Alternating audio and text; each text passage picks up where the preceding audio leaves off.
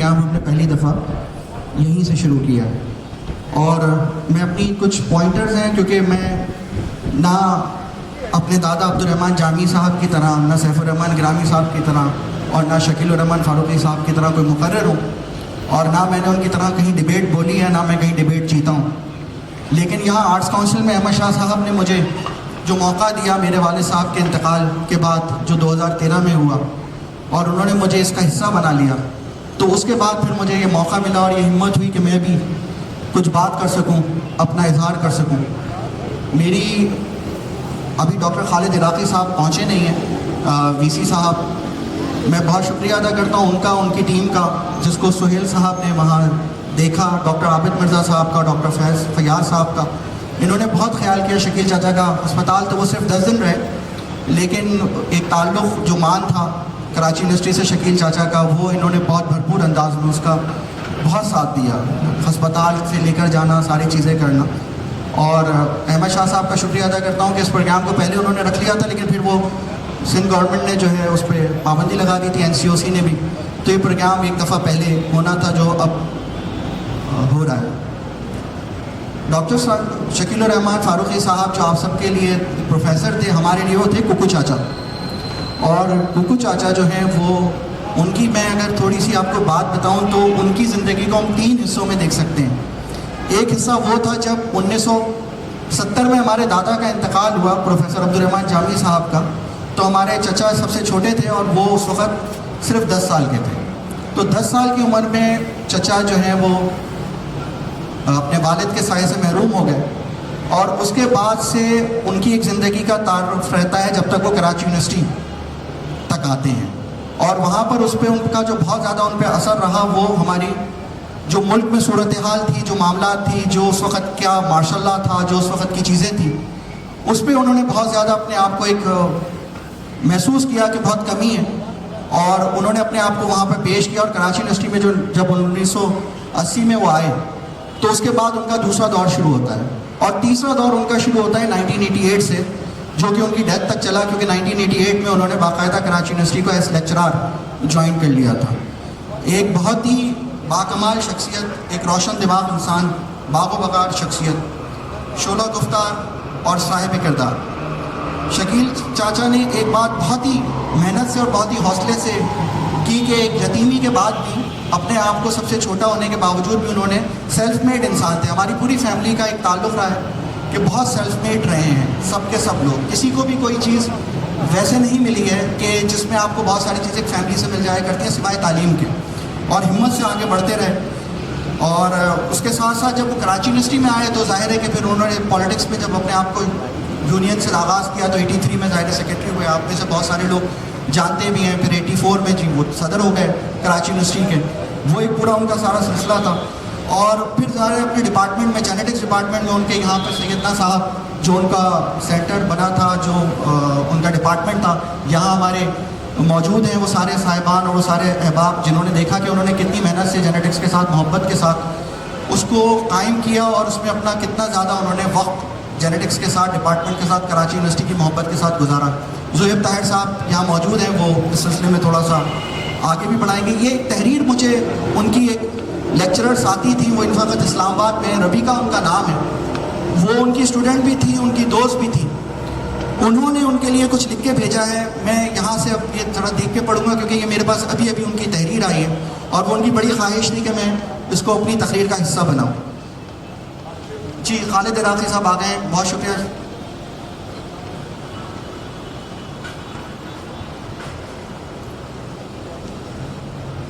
شکیل فاروقی صاحب کو آپ سب لوگ استاد, محقق, دانشور, نثر نگار اور شاعر کے طور پر تو جانتے ہیں, لیکن ان کی شخصیت کے چند پہلو ایسے بھی ہیں جو صرف محسوس کیے جاتے ہیں. جو ایک استاد حساس طبع ہونے کی وجہ سے ان کے ساتھ منسلک تھے, اور اس کے لیے ان کا قلم ان کے کام آیا.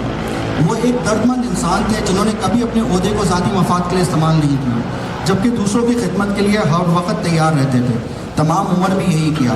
غریب پرور انسان تھے, خدمت خلق کے جذبے سے مالا مال تھے. یہی ان کا مقصد حیات تھا. جن لوگوں نے انہیں فاصلے سے دیکھا ان کے لیے وہ ایک بہت نفیس اور خوش لباس انسان تھے, جبکہ حقیقتاً وہ ایک سادگی پسند اور سہل مزاج انسان تھے. جو بناوٹ اور دکھاوے سے بالکل آ رہی تھی. وہ ایک بہترین منتظم اور بے لوث و غرض ادیب تھے. انہوں نے انجمن اساتذہ کا حصہ رہتے ہوئے اس کے بعد مشاعرے کروانے شروع کیے, لیکن ایسے تمام مواقع جہاں پر دوسروں کو موقع دیا جانا ہو, ہمیشہ انہوں نے دوسروں کو موقع دیا اور تمام انتظامی ذمہ داریاں خود سنبھالیں. عام طور پر جو حضرات فن مقرری میں طاق ہوتے تھے وہ اچھے سامع نہیں ہوتے تھے. ان کو یہ انفرادیت بھی حاصل تھی کہ وہ توجہ صبر کے ساتھ مخاطب کی بات سنتے تھے. ایک اور خصوصیت جو انہیں اس قابل اور محبت کرنے والی شخصیت بناتی تھی کہ ان کو نوجوانوں سے بہت پیار تھا.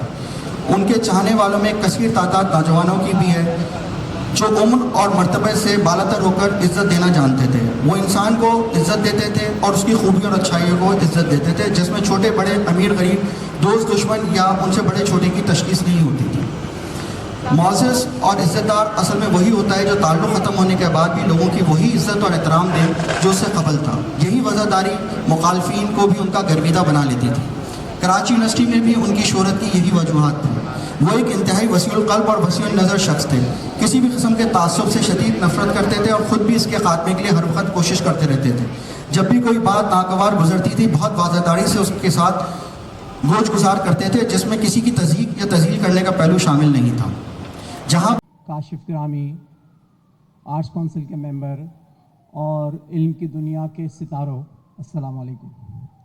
احمد شاہ صاحب کے بعد اور ڈاکٹر امبرین حسیب میری بہن کے بعد جو باتیں وہ کر کے گئی, اس کے بعد تو کچھ کہنا باقی رہتا نہیں ہے.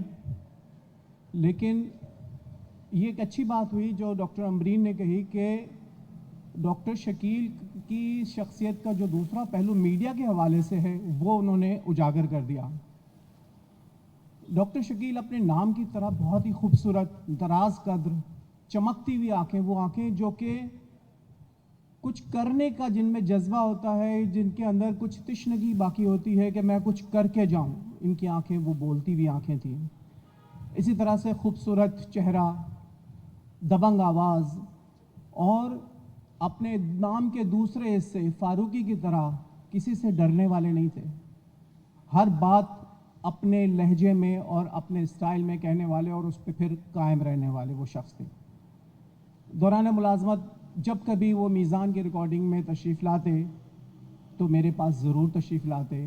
ہماری ملاقات ہوتی ہے, سلام دعا ہوتی ہے, ایک کپ چائے ہوتی, اور جب وہ اٹھتے تو وہ مجھے کچھ نہ کچھ دے کے اٹھتے. عراقی صاحب آپ کو سلام کرنا میں بھول گیا, معذرت چاہتا ہوں. تو وہ جب بھی کبھی میرے پاس سے اٹھتے مجھے کچھ نہ کچھ وہ دے کے جاتے.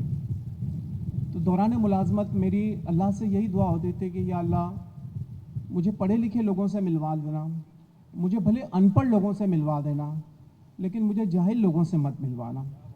لیکن ساری دعائیں قبول تو نہیں ہوتی نا, تو بہت سارے ایسے لوگ تھے. لیکن شکیل بھائی سے ملنے کے بعد جی خوش ہوتا تھا, ایسا جی خوش ہوتا تھا کہ جی چاہتا تھا کہ یار یہ تھوڑی دیر اور بیٹھ جائے. لیکن ظاہر ہے کہ وہ ریکارڈنگ کے ٹائمنگز وغیرہ کا ایک ایشو ہوتا تھا, وہ مجبوری ہوتی تھی.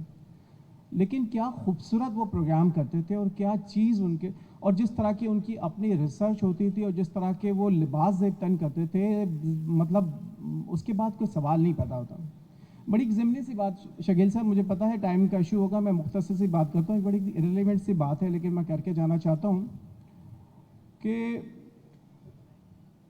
بہت سارے لوگ پی ٹی وی میں آئے, بہت سارے لوگ اس دنیا سے چلے گئے. شکیل بھائی کی جمع سال محبت میں اس لیے کہوں گا کہ اگر میں پروفیسر اسلم فروخی کو یا ڈاکٹر محمد علی صاحب کو یا اور دوسرے اس طرح کے سینئر اساتذہ کا ذکر کریں تو ان کے مقابلے میں وہ جمع سال ہی تھے. تو ان کا بڑا دکھ ہے. ہم جب کوئی آڈیو کیسٹ یا ویڈیو کیسٹ کو دیکھتے ہیں کہ جس وقت ہم اس کو ریوائنڈ کر رہے ہوتے ہیں تو شروع میں وہ بہت سلو چلتی ہے, لیکن جیسے جیسے وہ اپنے اینڈ کی طرف چلتی ہے اس کی سپیڈ تیز ہوتی جاتی ہے. مجھے یہ لگتا ہے کہ شاید جب میں نے 82 میں پی ٹی وی جوائن کیا تھا تو مجھے لگا 2019 تو بہت دور ہے, میری ریٹائرمنٹ تو بہت دور ہے, ابھی تو مجھے بہت سال کام کرنا ہے. بٹ ون فائن مارننگ جب میں آفس آیا تو مجھے پتہ چلا کہ آج تو 2019 ہے اور میری ریٹائرمنٹ کا دن آ گیا. پتہ بھی نہیں چلا کہ کتنا عرصہ ذمہ داریوں میں نے یہ وقت گزار دیا. تو ٹیپ کی میں بات کر رہا تھا کہ زمانہ, دنیا اتنی اسپیڈ سے گھوم رہی ہے. اب ہم سوچتے ہیں کہ یار قیامت تو بہت دور ہے, ابھی تو دجال کا فتنہ آئے گا, ابھی تو امام مہدی صاحب تشریف لائیں گے, ابھی تو حضرت عیسیٰ علیہ السلام کا نزول ہوگا, بہت سال ہے. لیکن یقین مانیں قرب قیامت کی نشانیوں میں سے ایک نشانی یہ ہے کہ اہل علم پہلے اٹھا لیے جائیں گے، اور شکیل احمد صاحب کی موت، شکیل فاروقی صاحب کی موت ہمیں اس طرف اشارہ کرتی ہے کہ اہل علم دیکھیں کس سپیڈ سے، کس تیزی سے اہل علم اس دنیا سے اٹھتے جا رہے ہیں. تو ہاں، یہ ہمارے لیے سب کے لیے ایک لمحہ فکریہ ہے. ہم سب کو چاہیے کہ ہم اپنے درمیان جو لوگ زندہ ہیں علم کی دنیا کے، ان کی عزت کریں، ان سے پیار کریں، اور ان کی زندگی میں ہی ان سے اس بات کا اظہار کریں کہ ہم ان سے کتنا پیار کرتے ہیں. بہت شکریہ. پروگرام کیا کرتے تھے جس کی پروڈیوسر عفیفہ صوفی الحسینی تھیں، اور انہوں نے آ کے ہم سے کہا کہ آج ایک صاحب کا انٹرویو کرنا ہے. ہم نے کہا کون صاحب ہیں؟ کہیں وہ تم خود ہی پوچھ لینا، تم تو خود ہی تعارف لے لیتی ہو. اور وہ صاحب جو ہیں وہ جامعہ کراچی میں پڑھاتے ہیں، اور یہاں پی ٹی وی سے ایک اسلامی پروگرام کرنے کے لیے آئے ہیں میزان کے نام سے، تو ان کا انٹرویو کرنا ہے. اب ہم نے دل میں سوچا کہ ایک آدمی جو میزبان ہے اسلامی پروگرام کا، وہ کیا انٹرویو دے گا اور ہم اس کا کیا انٹرویو کریں گے. تو بعض اوقات جب ایسا کوئی انٹرویو کرنا ہوتا ہے تو ہم بہت سست پڑ جاتے ہیں، کیونکہ ہمیں ایسا لگتا ہے کہ یہ ایک بھرتی کا انٹرویو ہوگا اور اس میں آپ کوئی کام کی بات نہیں کر سکیں گے، تو ہمیں کوئی خاص مزہ نہیں آتا. جب ہم گئے اور ہم نے انہیں دیکھا تو وہ ایک ڈائری لیے بیٹھے تھے. اس ڈائری میں، وہ ڈائری ان کے ساتھ اکثر رہتی تھی، اور اس ڈائری میں وہ بڑے نوٹس بناتے رہتے تھے. تو وہ ڈائری دیکھ رہے تھے، اس سے ہمیں اور یقین ہو گیا. ہم نے کہا یہ لازمی رٹے لگا رہے ہیں اور یہ صحیح انٹرویو نہیں ہونے والا ہے. لیکن جیسے ہی بیٹھ کے ہم نے ان سے تعارف حاصل کرنے کے لیے پہلا ہی سوال کیا اور ان کا جواب آیا تو ہم سنبھل کے بیٹھ گئے، اور ہمیں اندازہ ہو گیا کہ نہیں، انٹرویو بہت اچھا ہونے والا ہے. ایک بہت پڑھی لکھی شخصیت ہمارے سامنے موجود ہے. تو ظاہر ہے سب نے ہی کہا کہ ماشاءاللہ بہت وجیح انسان تھے اور بہت باروب شخصیت تھی ان کی. اور ان میں ایک چیز بہت جو واضح تھی وہ یہ کہ وہ اپنی بات اٹل انداز میں کہتے تھے. ان کے لہجے میں، ان کی گفتگو میں کہیں کوئی پیچ، کوئی گنجلک پن نہیں ہوتا تھا. اور یہاں پر امین میمن صاحب موجود ہیں، وہ جانتے ہیں کہ پی ٹی وی سے شکیل فاروقی صاحب کا بڑا گہرا اور بڑا طویل تعلق رہا. یہاں پر اب تک جتنی گفتگو ہوئی ہے تو ایسا محسوس ہو رہا ہے کہ شکیل فاروقی صاحب صرف استاد تھے، حالانکہ ان کی شخصیت کی کئی جہتیں تھیں. اگر وہ استاد تھے تو وہ ان اساتذہ میں سے تھے جو کوئی مضمون نہیں پڑھاتے بلکہ زندگی پڑھاتے ہیں. اسی طرح انہوں نے جو نشست گاہ انجمن شعبہ کراچی کی شروع کی تھی، اساتذہ کی جو تقاریب شروع کی تھیں، تو پروگرامز تو ہم سبھی کر لیتے ہیں، پروگرام کرنا کوئی بڑی بات نہیں ہوتی. لیکن وہ پروگرام کا جو معیار قائم کرتے تھے، یہاں ناہید اعظمی بھی موجود ہیں، وہ ان پروگرامز کا بڑا لازمی حصہ ہوا کرتی تھیں، تو انہیں معلوم ہے کہ اس پروگرام کا ایک خاص معیار ہوتا تھا. اسی طرح پی ٹی وی سے بھی انہوں نے جب پروگرام کیے اور بہت سال تک پروگرام کیے، اور ہمیں بھی اس بات کا فخر ہے، ہمیں بننے میں اور ہماری جو میزبانی کی صلاحیتیں ہیں وہ تمام پی ٹی وی سے ہم نے سیکھی ہیں، اور ہماری جو بھی شہرت اس حوالے سے ہے وہ پی ٹی وی کی وجہ سے ہے. تو پی ٹی وی ایک اکیڈمی ہے، لیکن وہاں ہر آدمی کام نہیں کر سکتا. شکیل فاروقی صاحب کا اتنے عرصے تک پی ٹی وی کے ساتھ وابستہ رہنا بھی اس بات کی دلیل ہے کہ وہ ایک بہت کمیٹڈ آدمی تھے اور وہ اپنا کام بہت ایمانداری سے کرتے تھے.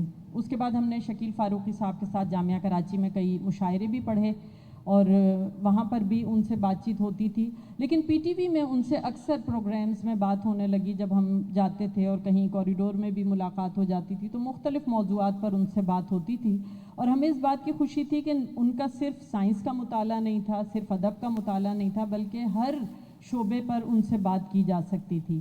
اور ایک بہت مزے کی بات یہ ہوئی کہ ایک مرتبہ زمبابوے کی کرکٹ ٹیم آئی ہوئی تھی اور ہم نے اس حوالے سے ایک پوسٹ فیس بک پہ لگائی تو فوراً ان کا میسج آیا اور انہوں نے کہا کہ آپ کرکٹ سے بھی دلچسپی رکھتی ہیں، یہ میرے لیے انکشاف ہے، لیکن میں بہت حیران ہوں کہ عام طور پہ خواتین کرکٹ سے دلچسپی نہیں رکھتی ہوں، خصوصاً آپ جیسی خاتون کو دیکھ کے خیال نہیں آتا کہ آپ کرکٹ میں اتنا دلچسپی رکھتی ہوں گی. تو اس کے بعد ان سے کبھی کرکٹ پر بھی بات ہو جاتی تھی تو کرکٹ کا بھی بہت شوق تھا انہیں اور تمام معلومات تھیں اور وہ کرکٹ پر بھی بہت اچھی گفتگو کر لیتے تھے.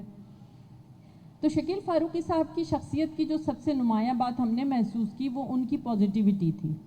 ہر چیز میں ان کو ایک مثبت چیز نظر آتی تھی، مثبت انداز سے دیکھتے تھے، اور وہ کوئی بھی مسئلہ ہوتا تھا اس پہ بہت دبنگ انداز میں بات کرتے تھے. شرف جامی جو ان کا کالم تھا، ہم وہ کالم بھی پڑھا کرتے تھے نئی بات میں، اور اکثر ان سے اس پر بات بھی کرتے تھے، تو وہ اس حوالے سے بھی مختلف چیزیں سمجھاتے تھے. ہم کہتے تھے آپ نے یہ بات کیسے لکھ دی، تو وہ کہتے تھے اس کی یہ وجہ ہے. اسی طرح جب کرونا وائرس آیا تو اس پر بھی انہوں نے ایک بڑا اہم کالم لکھا اور بتایا کہ یہ جو وائرس ہے یہ دراصل کیا ہے اور کس طرح اثر انداز ہوتا ہے انسانوں پر.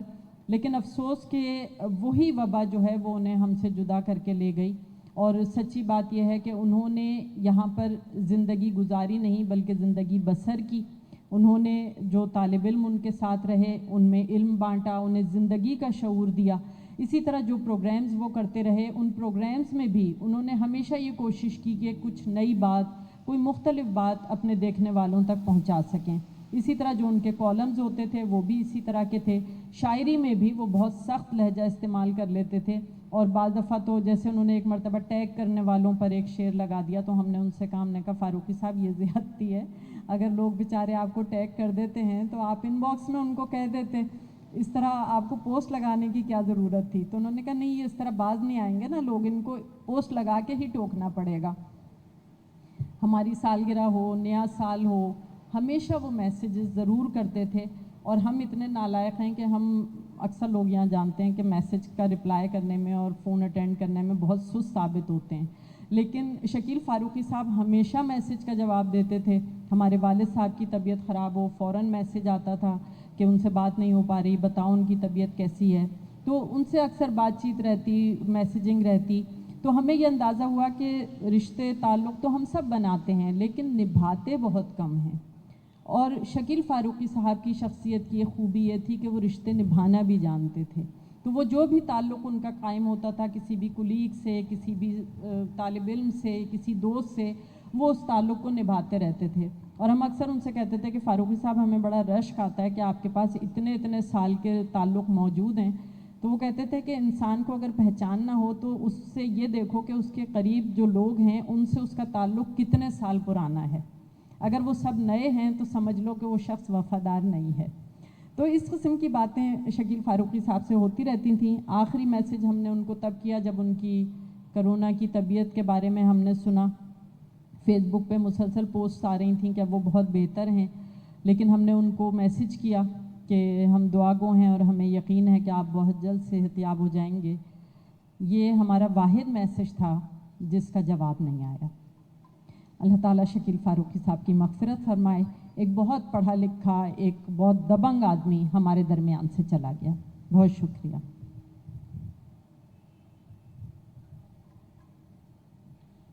شکریہ ڈاکٹر صاحبہ. یقیناً ایک بہت پڑھا لکھا، بہت دبنگ، دوستی